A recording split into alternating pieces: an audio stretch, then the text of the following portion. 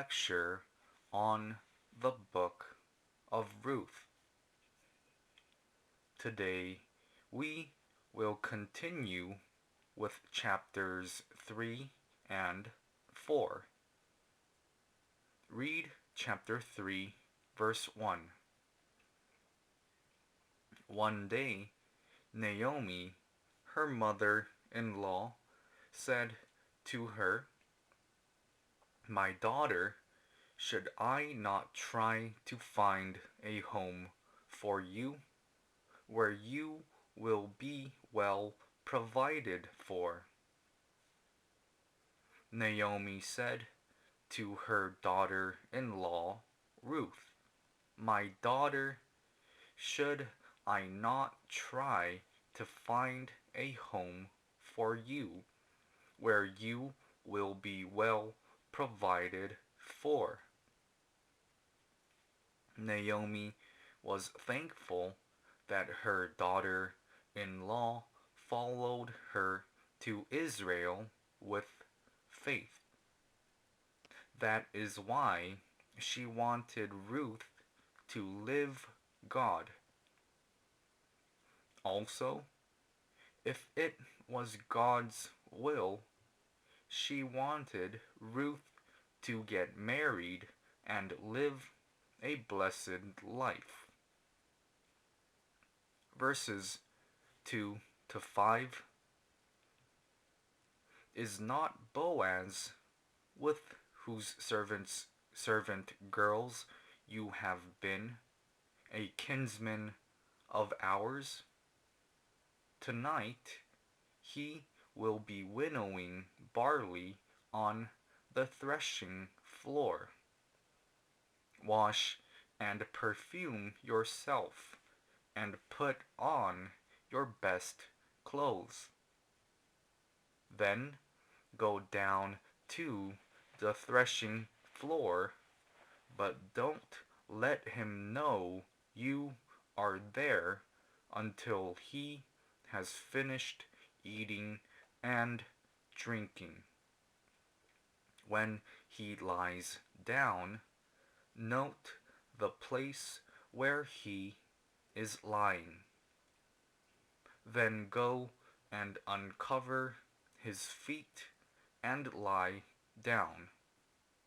He will tell you, "I will do whatever you say," Ruth answered. It was a custom of Israel for all people to enjoy a feast when the owner finished winnowing barley on the threshing floor. It was tradition that when the feast was over, the owner sent the people away, and he slept by the harvest to guard his harvest. Boaz would follow this tradition and fall asleep after the feast was over. Naomi ordered Ruth to lie down and sleep at Boaz's feet. Naomi chose this method so that Ruth would marry Boaz. Naomi wanted Ruth to marry Boaz because Boaz was the man was responsible for continuing the business of Naomi's household. Because Boaz was a kinsman of Elimelech, he was one of many who was responsible for carrying out the family business. There are two meanings to carrying out a family business. One is to buy a house or field of a relative and return it to that relative. If a relative died without a child, the kinsman redeemer was to take the widow as his wife and continue the family line of the dead relative by naming the firstborn after his relative. That is why Naomi did not allow Ruth to marry any who had a lawful duty to continue the family line. Still, there might be one problem here. Though Naomi's thoughts and motive were good, the method was unbiblical. It was a wrong method. We must not only have a biblical motive and purpose, but should also carry it out in good ways. Yet what method did Naomi choose? She chose the method where a woman would sneak into the bed of a man to sleep with him and make him choose her as his wife. This was an unlawful and incorrect method. This was similar to Rebekah's method in teaching Jacob to deceive his father. Rebekah taught Jacob, her younger son, to deceive his father and receive the blessing of the firstborn. Her faith and aim to make her younger son receive the blessing of the firstborn was good, but it was wrong for them to deceive Jacob. Likewise, Naomi used a wrong method. We could say that this method was humanistic. Verses 6 and 7.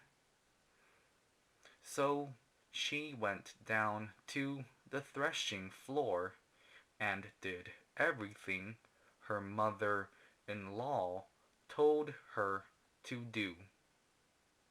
When Boaz had finished eating and drinking and was in good spirits, he went over to lie down at the far end of the grain pile, approached quietly, uncovered his feet, and lay down.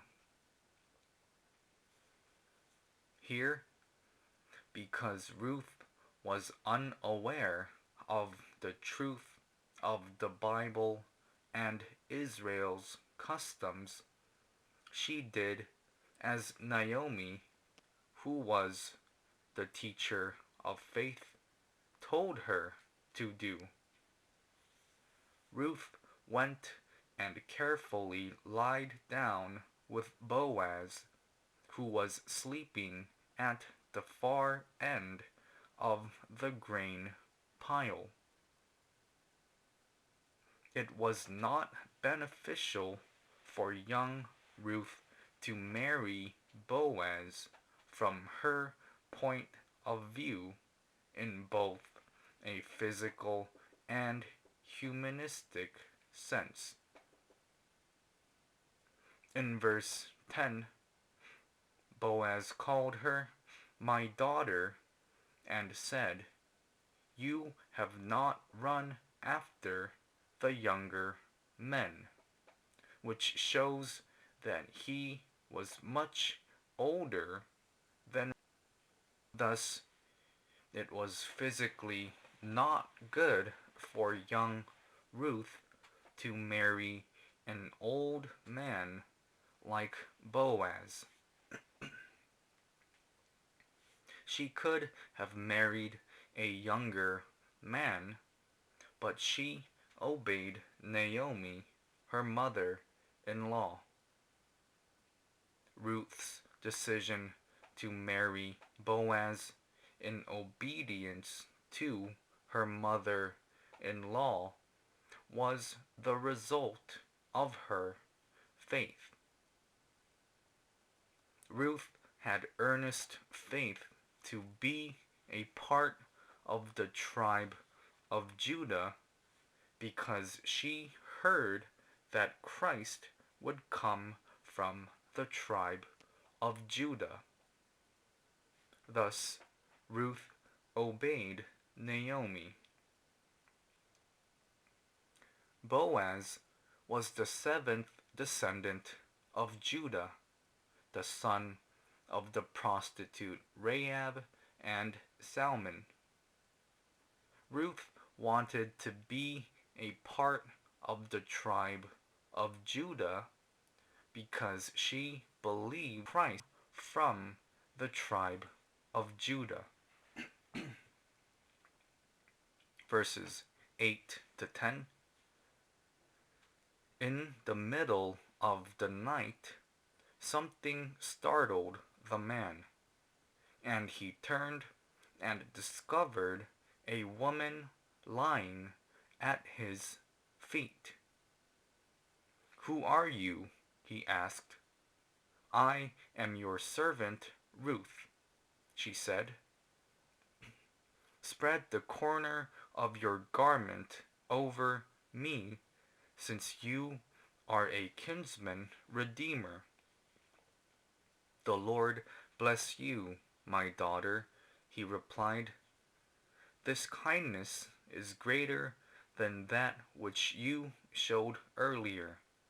You have not run after the younger men, whether rich or poor." When Boaz was asleep, he felt a presence and turned to look. He was then surprised that Ruth was in bed with him. At that moment he did not knock Ruth, but blessed her, saying, "The Lord bless you, my daughter." Then he complimented her because she did not run after younger men, and she served her mother-in-law with faith. Ruth did not chase after young men or wealth. Ruth wanted to marry by faith. She had faith not to marry anyone according to her desires, but by the will of God. Nowadays, young men and women make wealth and desires the standard of marriage instead of faith. But we can learn what marriage of true faith is through Ruth. We must not marry out of desire, but by the will of God, please him. Verse 11. "And now, my daughter, don't be afraid. I will do for you all you ask. All my fellow townsmen know that you are a woman of noble character."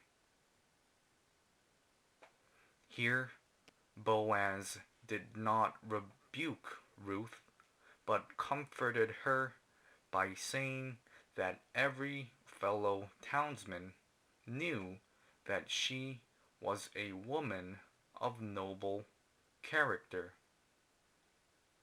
Boaz could have seriously rebuked Ruth because her method was wrong in the eyes of God.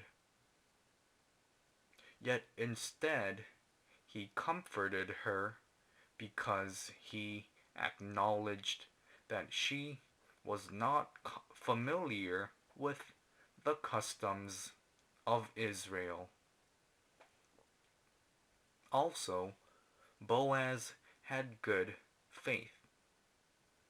He could have slept with Ruth because he was drunk, but he did not get carried away, but kept his faith, which showed reverent faith before God.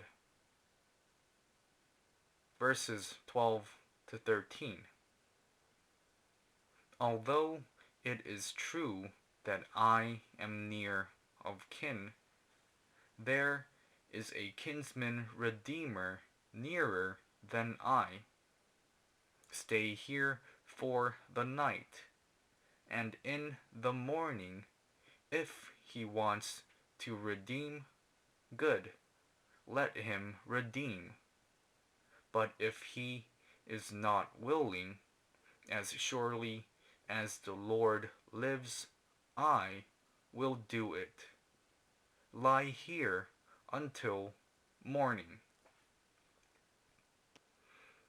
Even though Boaz was truly near of kin, there was a kinsman redeemer nearer than him, and he was to give priority to the nearer person.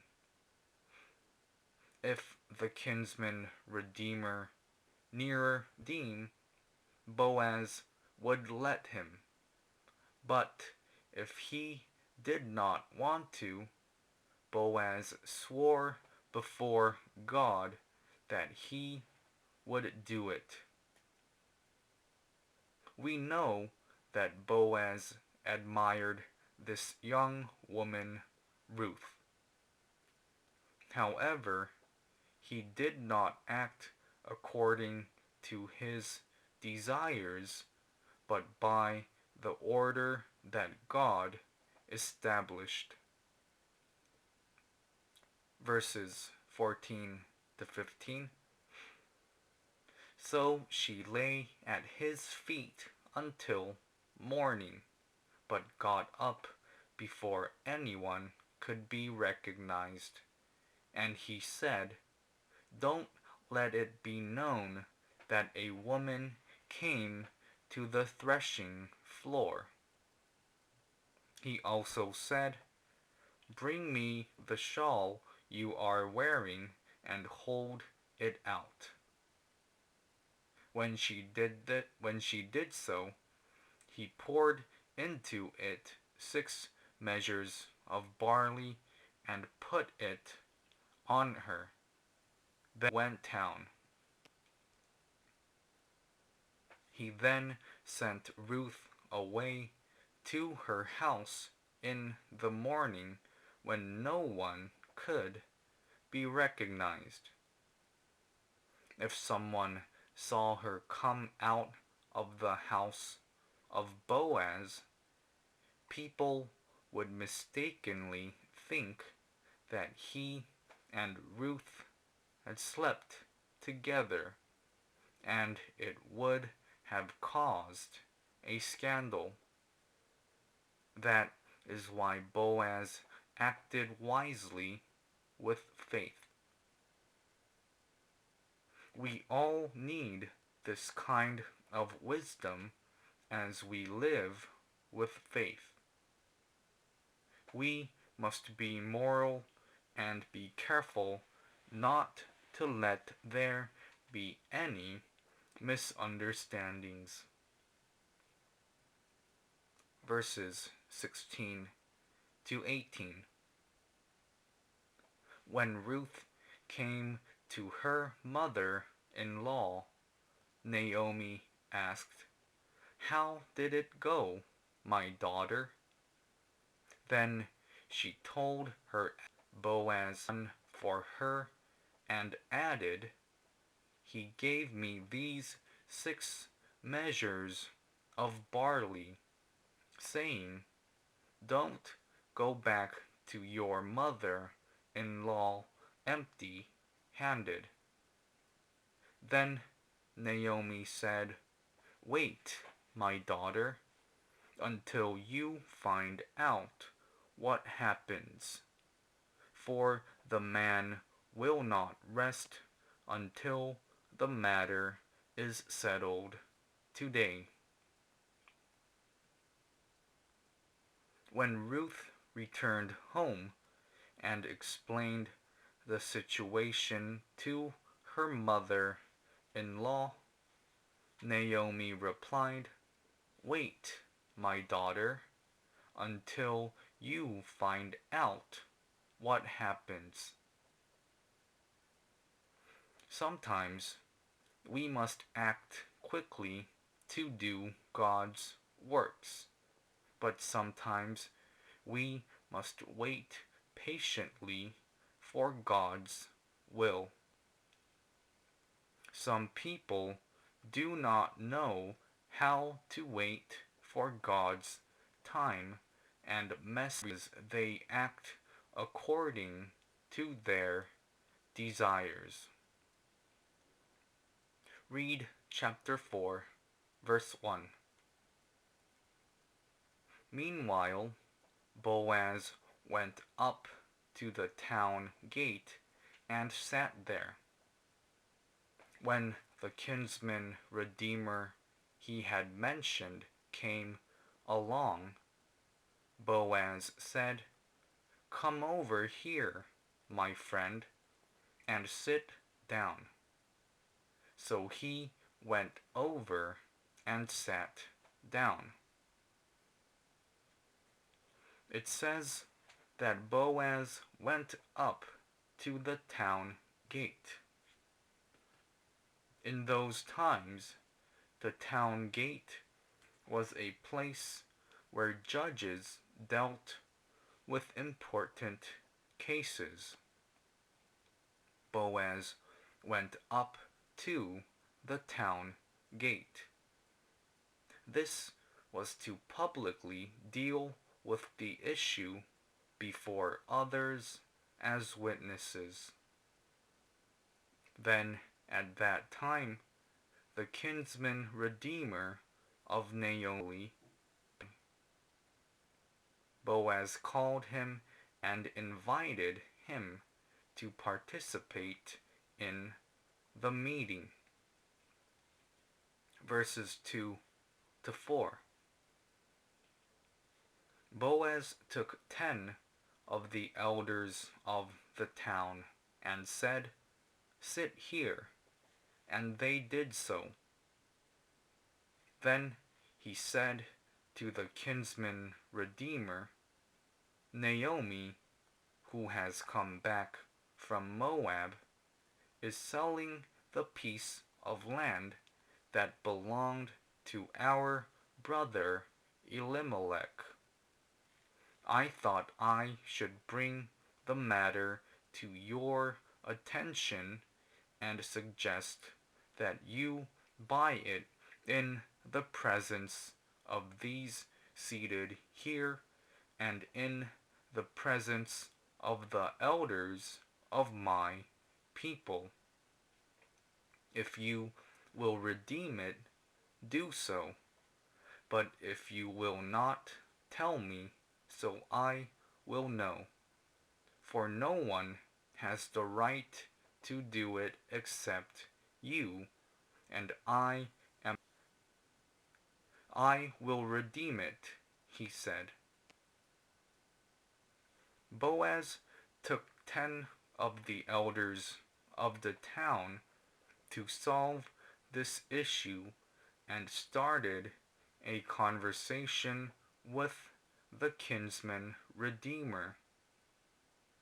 This method was a very effective way to settle an issue. First, Boaz wanted to settle it with fairness. Then he invited people to be witnesses so that the kinsman redeemer would not blame him later on. Here it says, Naomi, who has come back from Moab, is selling the piece of land that belonged to our brother Elimelech. Boaz meant, in order for you to redeem the inheritance of Elimelech, you must buy and return the land that Naomi's sold. So what will you do? Then the kinsman redeemer said that he would redeem it. Verse 5. Then Boaz said, on the day you buy the land from Naomi and from Ruth the Moabitess, you acquire the dead man's widow in order to maintain the name of the dead with his property. Then Boaz informed the kinsman redeemer of two facts. First, he needed to buy the land that Naomi sold, and second, he needed to take Ruth the Moabitess to continue the family line. Verse 6. At this, the kinsman redeemer said, then I cannot redeem it, because I might endanger my own estate. You cannot do it. After the kinsman redeemer heard the first fact, he said that he would redeem Naomi's land. Yet after he realized that he had to marry Ruth and name her firstborn after her dead husband, he refused to fulfill his duty because he was afraid that his estate might be endangered. Verses 7 and 8. Now, in earlier times, in Israel, for the redemption and transfer of property to become final, one party took off his sandal and gave it to the other. This was the method of legalizing transactions in Israel. So the kinsman redeemer said to Boaz, buy it yourself. And he moved. By law, if a kinsman redeemer did not fulfill his duty, he was to take off his sandal and give it to the other party as a sign. The kinsman redeemer took off his sandal and gave it to Boaz. This is an embarrassment because it was a sign that he would not fulfill his duty or help his brother. However, this nameless kinsman redeemer did it to avoid endangering his estate. Verses 9 and 10. Then Boaz announced to the elders and all the people, today you are witnesses that I have bought from Naomi all the property of Elimelech, Kilion, and Mahlon. I have also acquired Ruth the Moabitess, Mahlon's wife, in order to maintain the name of the dead with his property, so that his name will not disappear from among his family or from the town records.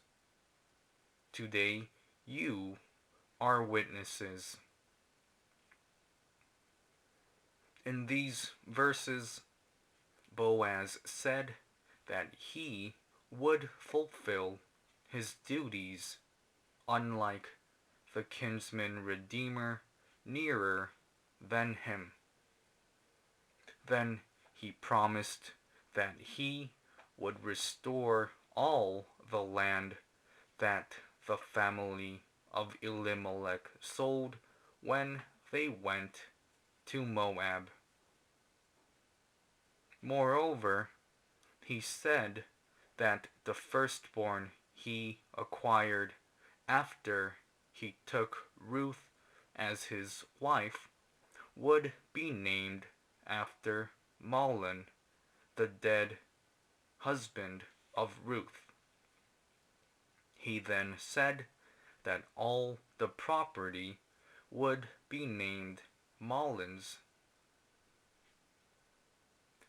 There were many financial sacrifices and difficulties Boaz would encounter if he wanted to fulfill his responsibilities as the kinsman redeemer.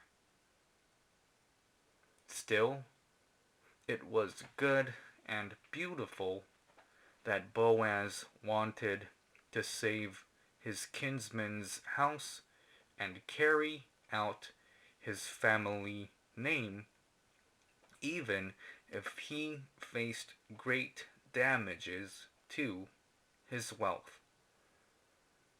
Therefore, Boaz promised to redeem it. This symbolized the sacrifice of Christ to save sinners. Christ sacrificed his life to redeem the chosen people of God. The Lord also granted an imperishable inheritance of heaven to God's saved people. In that sense, like the Lord in his faith. Verses 11 to 12. Then the elders and all those at the gate said, "We are witnesses. May the Lord make the woman who is coming into your home like Rachel and Leah, who together built up the house of Israel. May you have standing in Ephrathah and be famous in Bethlehem. Through the offspring the Lord gives you by this young woman, may your family be like that of Perez, whom Tamar bore to Judah." When all the elders and people at the town gate saw Boaz make this promise, they said that they would be witnesses. Not only that, but they Boaz, because of his faith to redeem the kinsman's family. The nameless kinsman redeemer was shamed before people because he was afraid of economic loss. Unlike him, Boaz saved one family through his sacrifice. That is why he was blessed by the people.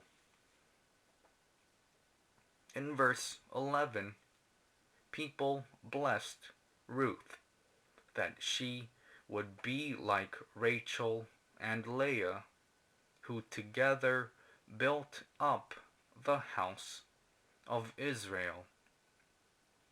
Rachel and Leah were the wives of Jacob, and they were the mothers of the 12 tribes of Israel. They blessed Ruth that she would become like Rachel and Leah, who built up the house of Israel. Then her that she would have a standing in Ephrathah and be famous in Bethlehem. People then blessed Boaz that he would be famous and earn a reputation in Bethlehem and Ephrathah. In verse 12, they blessed them that their family would be like that of Perez, whom Tamar bore to Judah. Perez was the son of Tamar, who was born through Judah, the fourth son of Jacob. Perez was the seventh ancestor of Boaz. His family was prosperous. People blessed Boaz so that he would be prosperous as the family of Perez was. God blessed Boaz because Christ would come through his family line. The elders of the town did Boaz and Ruth to be as prosperous as Perez. They blessed Boaz because Christ would be born through the line of Boaz. Verses 13 to 17. So Boaz took Ruth, and she became his wife. Then he went to her, and the Lord enabled her to conceive, and she gave birth to a son. The woman said to Naomi, "Praise be to the Lord, who this day has not left you without a kinsman redeemer.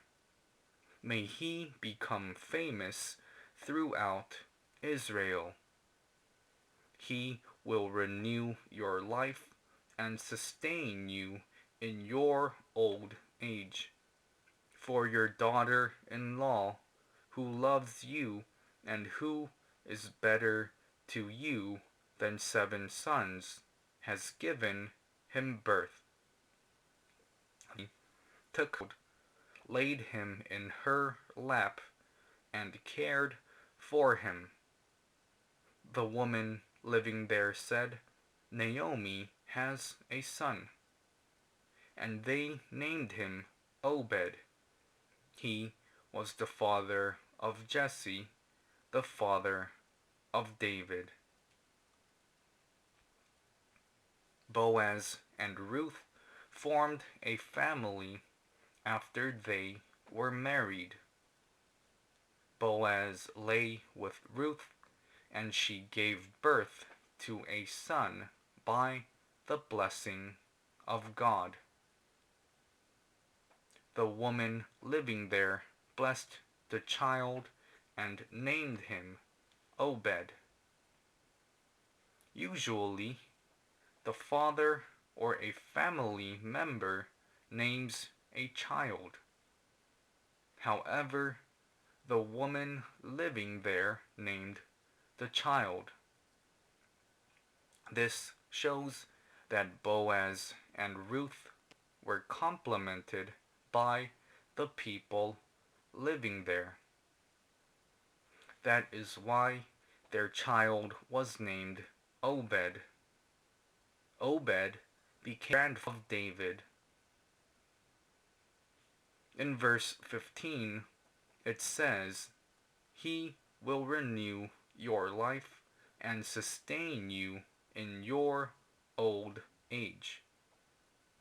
For your daughter-in-law, who loves you and who is better to you than 7 sons, has given him birth."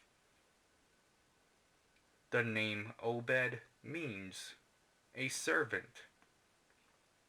Ruth served and supported Naomi.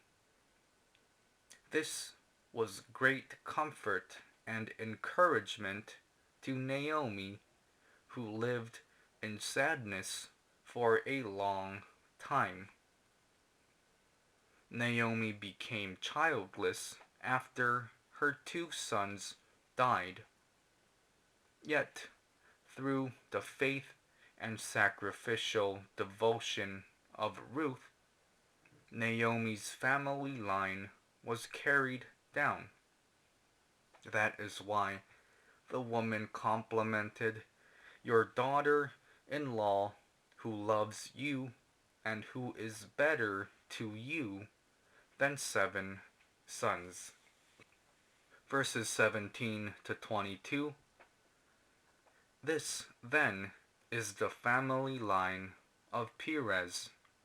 Perez was the father of Hezron, Hezron the father of Ram, Ram the father of Amminadab, Amminadab the father of Nahshon, Nahshon the father of Salmon, Salmon the father of Boaz, Boaz the father of Obed, Obed the father of Jesse, and Jesse the father of David. The end of the book of Ruth records the family line of Perez. This shows that Obed, whom Ruth gave birth to, received blessings and became famous, just as the woman said when they blessed him. Obed's son was Jesse, and Jesse's son was David. Obed became the grandfather of David, and Jesus Christ, family line of David. Ruth was a foreign woman, but she was blessed to participate in the line of Christ. This teaches us the truth that Gentiles can be saved through their faith in Jesus, participate in the family line, and become a family of God. In Ephesians chapter 2, verse 19, it says that all believers of Jesus have become members of God's household. There are 3 main characters in the book of Ruth, and they are Naomi, Ruth, and Boaz. We must imitate their faith and walk the blessed path of faith. Thank you.